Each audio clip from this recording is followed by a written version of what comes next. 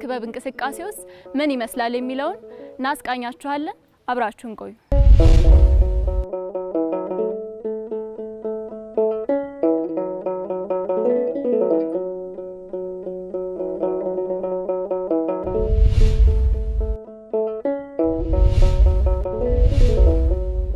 የተወደዳችሁ ተመልካቾቻችን የብራና መሰረዶ ላይ ተገኛላችሁ። በዛሬ የብራና መሰረዶአችን ደግሞ ወደ ጥንታዊቷና ታሪካዊቷ የበጌ ምድር ወይም ደብረታቦር ላይ እንገኛለን።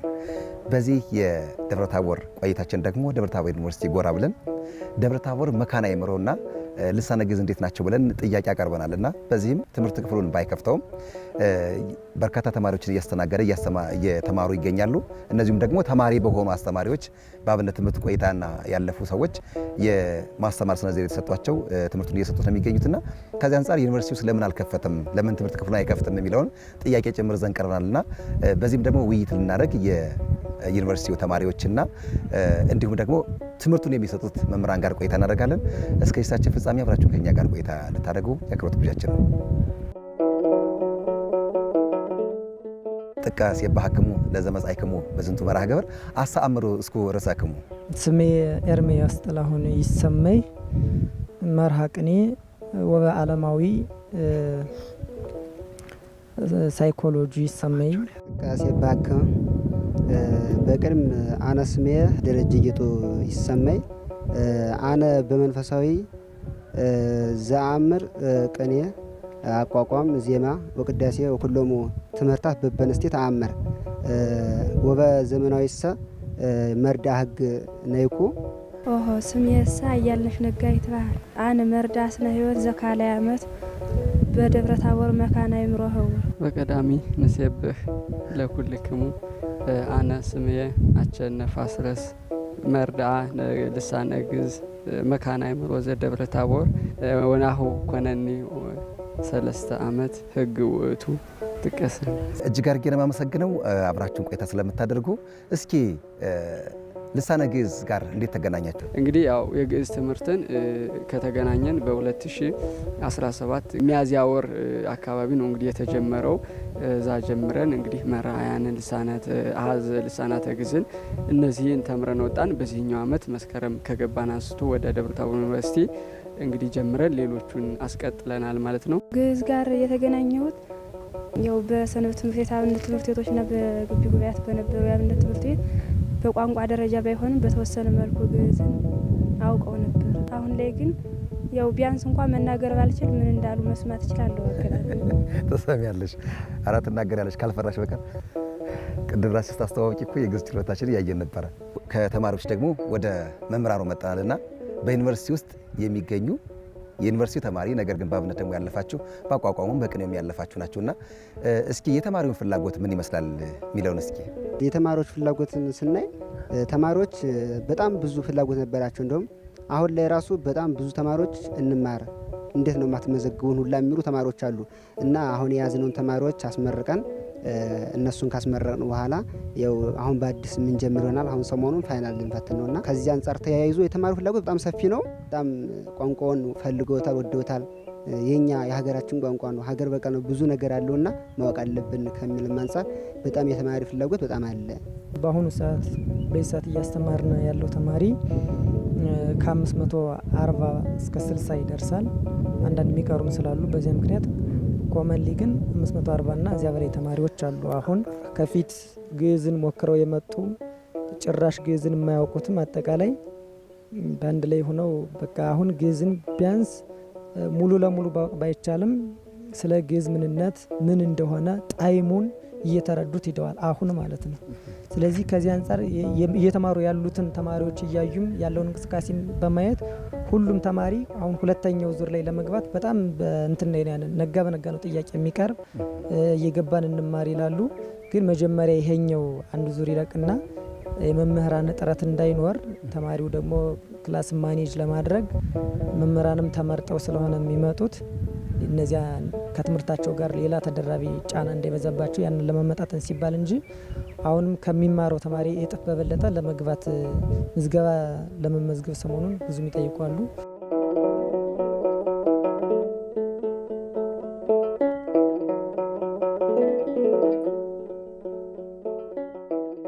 ከዚህ ውስጥ የሚገኙ የግዕዝ ችሎታ ያላቸው ልጆች ተመለመሉ።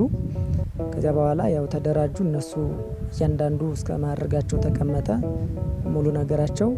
ለነዚያም አጫጭር ስልጠናም ተሰጥቷለኝ።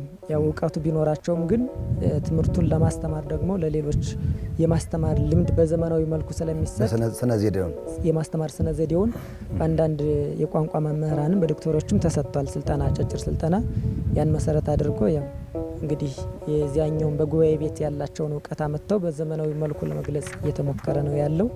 እየበለጠ እነሱም እየለመዱት ነገሩ እየቀለለ ጥሩ የትምህርት አሰጣጥ እየተሰጠ ሄዷል። ወደ ተማሪዎች ልመለስና ደግሞ በትምህርት ሂደት ውስጥ ያገኛችሁት ፋይዳ ምንድን ነው? የመማር ማስተማሩ ሂደት ላይ ምን አይነት ፋይዳ ይኖረዋል? የግዕዝ ትምህርትን እኛ አቅፈነው ይዘነው በጉያችን አድርገን ይዘነው ግን ሳናውቀው እንደኖርን ይታወቃል፣ ይታመናል። ነገር ግን በተለይ እንግዲህ በደብረ ታቦር ዩኒቨርሲቲ በከፍተኛ ትምህርት ተቋማት ደረጃ ልሳነ ግዕዝ ተብሎ በመጀመሩ ለቋንቋው ያለን እውቀት የተሻለ እንዲሆን አድርጎታል።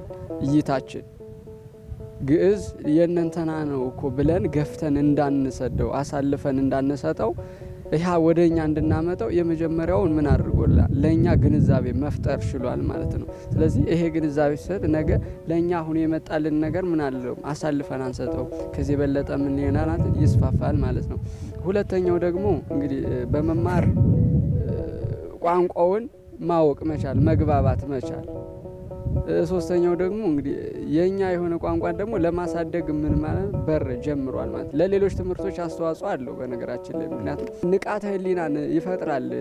እንደኔ ግዕዝን በመማር በማወቅ ምንድነው ተያያዥነቱ ምንድነው ብዬ እስክል ድረስ ይሆናልና ክላስ ላይ ያንን ብቻ አይደለም ስለዛ እውቀት የሆነ ግንዛቤ አዌርነስ አግኝቼ አይደለም መሄድ ፕላዛት በዛኛው የሄደ የሆነ ንቃተ ህሊናን ፈጥሮልኝ ደስታን አግኝቼ ነው የሚሄደው። የባዮሎጂ ተማሪ እንደመሆኔ መጠን ለምሳሌ ታላቁ እስክንድር የሚባለው ፈረሶችን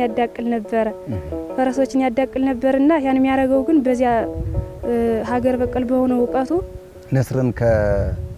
ንስርን ከፈረስ አዳቅሎ ክንፍ ያለው ንስር ይባላል አይደል? አዎ እንደዚህ አይነት ታሪክ አውቃለሁና ይህን ሁሉ ማድረግ የሚቻለው የልሳነ ግዕዝ እውቀታችን ብዙ ጊዜ የምርምርና የጥበብ እውቀታችንም ስለሚያዳብርልናል ልሳነ ግዕዝ እና በዩኒቨርሲቲ ደረጃ ሲሰጥ ይህ ተደብቆ የነበረው እውነታም ይወጣል እኛ ካሳደግነውና ካዳበርነው እውቀቱን ማለት ነው። እና ለምርምር ብዙ ጊዜውን እኛ የእንግሊዝኛ ቋንቋ እና የውጭ ቋንቋዎችን ነው የምንጠቀምና ሀገር በቀል በሆነው ቋንቋችንም እንደዚህ አይነት ነገሮችን ማዳበር እንደምንችልና ያው ጥንታዊ ኢትዮጵያውያንም በግዕዝ ቋንቋ ብዙ የጥበብና የምርምር ስራዎችን ይሰሩበት እንደነበረ አሁን ላይ ሁሉ የልሳነ ግዕዝ ተማሪ ያውቃል ወይ የሚለው ሳይሆን ከዚህ በኋላ በቀጣይ እያደገ የሚሄድ ከሆነ መጀመሩ ከዚህ በኋላ ለእድገቱ አስፈላጊ ነውና እንደዚህ አይነት ነገሮች ጥቅም አለው ብዬ አስባለሁ። መራሕያን ተሰጥተናል፣ ቁጥር ተሰጠናል፣ አዛተ ልሳነ ግዕዝ አለ፣ ፊደል አለ፣ ተውላጠ አስማት ምናምን አለ፣ ብዙ ነው የተሰጠነው። ግስም አለ፣ ጸዋቶም አለ። እነዚህና የመሳሰሉት አሉ። በጣም ደስ ይላል። ለሀገሪቱ አይደለም ለዓለም የሚሆን በጣም አስፈላጊ ቋንቋ ነው።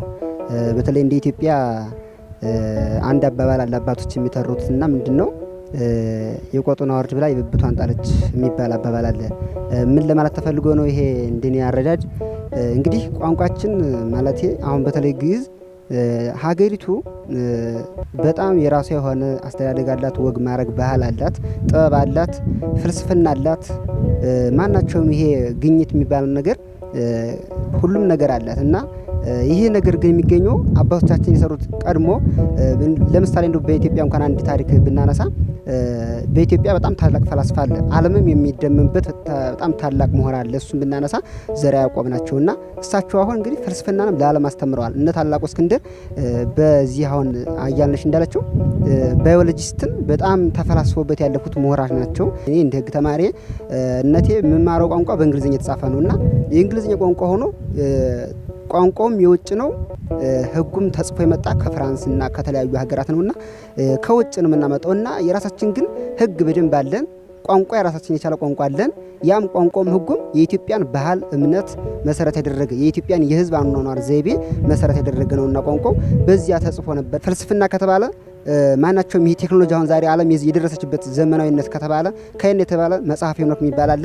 እሱን ሂዶ ቢታይ ሁሎችም አሉ። አርቲፊሻል ዝናብ እስከማዝነብ ሰው ሰራሽ አስተውሎት ይሄ ማናቸውም ደመናትን ይሄን ብርሃናትን ፀሐይ ጨረቃን ይሄን ከዋክብትን ሁሉ የተገኘው ከምንድን ነው ከተባለ አሁንም በዚህ በግዕዝ ቋንቋ ተጽፎ ያሉ በጣም አሁን በህግ ዘርፍ ስናነሳ ለምሳሌ ፍትሐ ነገሥት አለን። ፍትሐ ነገሥት እንግዲህ ኮንተንቱን ለመናገር ያህል 51 አንቀጽ አለው። 30 አንቀጽ ፍትህ መንፈሳዊ ነው፣ 21 አንቀጽ ደግሞ ፍትህ ስጋዊ ነው እና እዚህ ራሱ ይሄ ራሱ ህግ ራሱን የቻለ ራሳችን መተዳደሪያ ደንብ አለን ነው።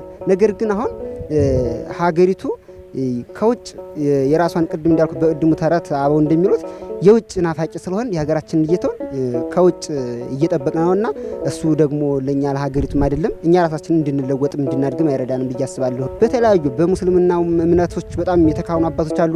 በኦርቶዶክስም በጣም የተካኑ በጣም የጥበብ አባቶች የሚባሉ አሉ። እነሱን አምጥቶ መንግስትም ቢሆን ይህን ሀሳብ ወስዶ ሀገር በቀል እውቀት ላይ እንዲያተኩርልን ማስተላለፍ ፈልጋለሁ። ያው የምናስተምረው ራሱ የግዕዙ በክፍሉ ከመጀመሪያ ከትንሽ ጀምሮ ፊደል ነው መጀመሪያው። ሁሉም ከፊደል ጀምሮ እያደገ ስለሚሄድ ግን መጀመሪያ ላይ እንደ መግቢያ ያክል ስለ ቋንቋው ጠቀሜታ፣ ስለ ቋንቋው ታላቅነት እና አጠቃላይ ስለ ቋንቋው ሀገራዊም ሆነ ዓለም አቀፋዊ ፋይዳ እንነግራቸዋለን። በዚያ ምክንያት ይወዱታል። ከዚያ ቀጥሎ ወደ ቁጥር እናልፋለን። ፊደልን ከያዙልን በኋላ አሃዛተ ልሳነ ግዕዝ የሚባሉትን እነሱን እናስተምራለን። ከዚያ ወደ መራህያን እንገባለን። ዋናው ለእያንዳንዱ ነገር መራህያን ስለሆኑ በመራህያን ስለሚረባ እያንዳንዱ አንቀጽ መራህያንን እናስይዛቸዋለን። ከዚያ በኋላ ዝርዝር እርባታ አለ፣ ጸዋትው አለ፣ ግስ አለ። እያንዳንዱን ነገር ተመጥኖ የተሰጠንን ያው ለነሱ ይገባቸዋል በምንለው ቀለል ባለ ቋንቋ ገልጸን ለማስተማር እንሞክራለን።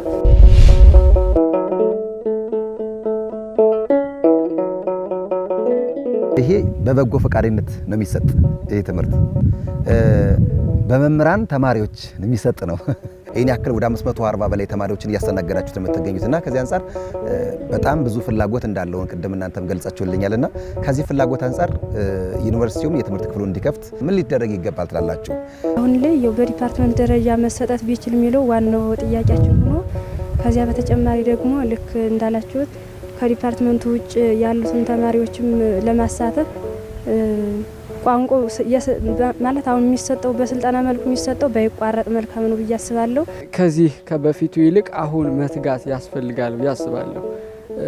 ምክንያቱም በተቋም ደረጃ ራሱን የቻለ ዲፓርትመንት ተሰጥቶት የትምህርት ክፍል ሆኖ የግዕዝ ትምህርት ቢቀጥል በይበልጥ ተጠቃሚ የሚሆነው ዩኒቨርሲቲው ነው። ምክንያቱም አምና ላይ የግዕዝ ትምህርት ራሱን የቻለ በዲፓርትመንት ራሱን እንደ አንድ የትምህርት ክፍል መሰጠት ባለመቻሉ ብዙ ተማሪዎች ወደ ሌላ ዩኒቨርሲቲ ሄደዋል። ይህንን የትምህርት ክፍል መስጠት ወደሚችሉ ዩኒቨርሲቲዎች መሄድ ችለዋል። ያ ደግሞ ለዩኒቨርሲቲው ነው ጠቃሚ። አንደኛ በዚህ ዘርፍ ላይ ተምረው ያሉ ምሁራንን ወደ ግቢው ማምጣት ይችላል። እነሱ እንትን ብሎ እያዳበረ አጠቃላይ የትምህርት ዘርፍ እንደ አንድ የትምህርት ክፍል ሆኖ ሲመጣ ደግሞ ዩኒቨርሲቲውም ሰፊ የትምህርት ይዘቶችን እየሰጠ መሄዱ ለሱ ትልቅ እድል አለው። እንደ ሀገር ቋንቋውን ለማስፋት ከዚህ የበለጠ መጠንከርና በሌሎችም አካባቢዎች በየትኛው ነው በይበልጥ የትኛው ነው እያለ እያንዳንዱ ሪሰርቾችን እየሰራ ጥናት እያተደረገ መስፋፋት ቢችል በይበልጥ ለየትኛው ቅድሚያ የትኛው ያስፈልጋቸዋል። ልክ በዚህ ስክሪን ቦታዎቹ እየተመረጡ የትኛው ቅድሚያ ይሰጠው ከዛስ ወደ የት ይሄድ እየተባለ ልክ እንደዚህ እያንዳንዱ እየተቀረጹለት ወይም በተቀረጸለት ልክ የበለጠ እንዲሄድ የሚል ነው። እንደ ሀገር መምህራኑ እዚህ ላይ በተለይ ደግሞ የምትጨምሩበት ከሌሎች በተለየ ይህ ቦታ ደብረ ታቦር ላይ መከፈቱ የተለየ ምን አይነት እድል ይኖሩታል ብላችሁ ታስባላችሁ? ዩኒቨርሲቲውም በተለያዩ ጥናቶች ራሱን እንዲያሳድግ በፍልስፍናውም ሆነ በማናቸውም በዚህ በዘመናዊነቱ የጠለቀ እውቀት ኑሮ የተለያዩ ነገሮችን መስራት ይችላል።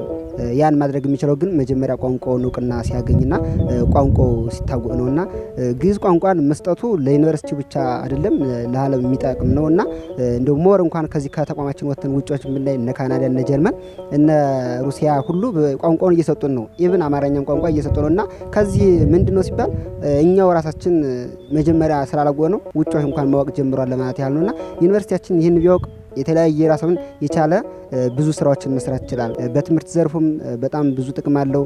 በጤና ዘርፉም በጣም ብዙ ጥቅም አለው። ይህ በሀገር አቀፍ የሚታወቅ ቦታ ነው። እንደ ደብረ ታቦር ብዙ የሀገሪቱ ታሪካዊ ቅርሶች ያሉበት፣ ብዙ መዛግብት የሚገኙበት እያንዳንዱ በጣም እነ ቤተልሔምን እነ ዙራባን እዚህ ደብረ ታቦር መድኃኔዓለም የአፄ ቴዎድሮስን ደብረ ታቦር ኢየሱስን በጣም ብዙ ታሪካዊ ቦታዎች በውስጣቸውም ብዙ ቁልፍ ጉዳዮች የያዙ ብዙ ብራናና የታተሙ ምስጢሮች ያሉባቸው ስለሆነ እዚህ በቋሚነት ቢሰጥ የሚሰጡት መምህራንም ተማሪዎችም በሪሰርች መልኩ በጥናት መልኩ ታግዘው ያለውን ነገር እዚህ ዙሪያ የተቀበረውን ነገር አውጥተው ለሀገርም ለራሳቸውም ለተለያየ ነገር እንዲጠቀም የማድረግ እድል ይኖራል ብዬ አስባለሁ።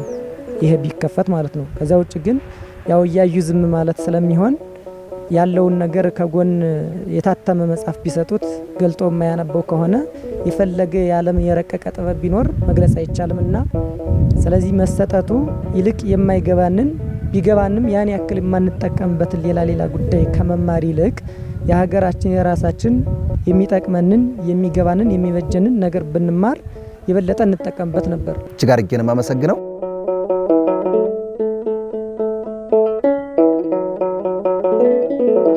የተወደዳችሁ ተመልካቾቻችን እስኪ ደግሞ አሁን የደብረ ታቦር ዩኒቨርሲቲ የአካዳሚክ ጉዳዮች ምክትል ፕሬዚዳንት ደግሞ ይህን ጥያቄዎችን በተለይ ደግሞ ሊደረግ ይገባል የሚለውን የተማሪውን ፍላጎት መሰረት አድርጎ ትምህርት ክፍል ለምን አልከፈተም፣ ምንስ አዘገየው፣ የትምህርቱ ሂደት ለመክፈትስ ምን ሂደት ላይ ይገኛሉ የሚለውን ደግሞ እስኪ ከምክትል ፕሬዚዳንቱ ሰምተን እንመለስ። አብራችሁን ቆዩ። የፍላጎት ዳሰሳ ተሰርቶለት በማህበረሰብ በኩል እንዲሁም በስቴክሆልደርስ እንደሚያስፈልግ ታምኖበት በሴኔት ጸድቆ በቦርድም ጸድቆ ለትምህርት ሚኒስቴር ተልኳል ማለት ነው። አስፈላጊውን የሰው ኃይልና የቁሳቁስ ግብዓቶችን በማሟላት በሚቀጥለው ዓመት ትምህርቱን እናስጀምራለን ማለት ነው። ፕሮግራሙን እንከፍታለን። መልካም። ከዩኒቨርሲቲው ምክትል ፕሬዚዳንት ሀሳብ ተመልሰናል። የመጨረሻ መሰነባበቻ ቀን ያለን ብላችኋልና መቼም የቀኔ መምህር ናችሁና ከቀኔ ትንሽ መሸኛኛ ብትሉን ደስ ይለናል። አሃው ሀተታ ጥበብ ዘቴዎድሮስ መሐዝ ንዑ ከመታንሶሱ በብርሃን ግዕዝ። ያው ቃለ መጠይቁን እያደረጉልን ያሉት ደግሞ ጋሻው ስለሚባሉ እስኪ በሳቸው ደግሞ የግዕዝ ቋንቋ ልሳነ ግዕዝ ጀግናው ይኖር ይገባል ተከብሮ ሁሉንም ይመክታልና በጋሻው አይምሮ። ችጋር ያመሰግናለሁ። ልሳነ ግዕዝ ጀግናው ሊኖር ይገባል ተከብሮ ሁሉንም ይመክታልና በጋሻው አይምሮ። ሕፃን ልሳነ ግዕዝ ጡትን መጥባትን ትቶ ከናቱ እንግሊዘኛ ጡጦን ይመጠምጣል በከንቱ። እንግሊዘኛ ጡጦም ለኢትዮጵያዊ ሕፃን በእንግሊዘኛ ጡጦም የኢትዮጵያዊ ሕፃን ላይቃናለት አንጀቱ። ግሩም። ኢትዮጵያ ተንሲ ወኢትኑም ጉሙራ ቴዎድሮስ ሊቅ እስመ ወሀበነ ፈጠራ እስመ ወጠነ ፈጠራ። ይሄ ዩኒቨርሲቲ እንደሚታወቀው ታሪካዊ ጥያቄ አለበት። የቴዎድሮስ ጥያቄና ቴዎድሮስ ማናቸውን ፈጠራ ጀምረውልን ከመድፏን አሰራር ጀምሮ ብዙ ውጮችን በጥበብ የሳቡበትና ግዕዝ ቋንቋም በደንብ ጀምሮበት ሲሰራበት በጣም ቴክኖሎጂውን ሲያስገቡበት ሲያመጡበት የነበረ አሰራር ነውና ለዚያ ነው ፈጠራም እያልኩኝ እጅግ አድርጌ አመሰግናለሁ። በጣም ድንቅ ቅኔዎች ናቸው የተሰጡን። እንግዲህ መወድስም ለኔም ደርሶኛል። ተመልካቾች እጅግ አድርጌ ነው የማመሰግነው አብራችሁን ከኔ ጋር ስለቆያችሁ። ተማሪዎችም አስተማሪዎችም የዩኒቨርሲቲው ግን ተማሪዎች የሆናችሁ እጅግ አድርገን እናመሰግን። የተወዳችሁ ተመልካቾቻችን የዛሬው የልሳነ ግዕዝ መርሃ ግብራችን በተለይ ብራና ላይ ቆይታ ያደረግንበት መሰራራችን ይሄን ነው የሚመስለው። አብራችሁን ከኛ ጋር ቆይታ ስላደረጋችሁ እጅግ አድርገን እናመሰግነው። የዩኒቨርሲቲዎች የከፈቱት የዘገዩም አልነጋብንም ብለው የጀመሩትን እናደንቃለን፣ እናመሰግናለን። እንደ ደብረ ታቦር ዩኒቨርሲቲ አይነት ደግሞ ያሉት ደግሞ እንዲጀምሩት እንዲሁ ጥያቄ እያነሳን ነውና ሂደትም ላይ ጥሩ ሂደት ላይ ያሉት በሴኔት ደረጃ ጸድቆ ነው የሚገኘውና ይሄ ጥሩ ጅማሮ ነው። ሲከፈት ደግሞ እንዴት ተከፈተ፣ ምን ውጤት አገኘ የሚለውን ደግሞ ወደፊት ቅኝት የምናደርግበት ነው የሚሆነው። አብራችሁን ከኛ ጋር ቆይታ ስላደረጋችሁ እጅግ አድርገን እናመሰግን።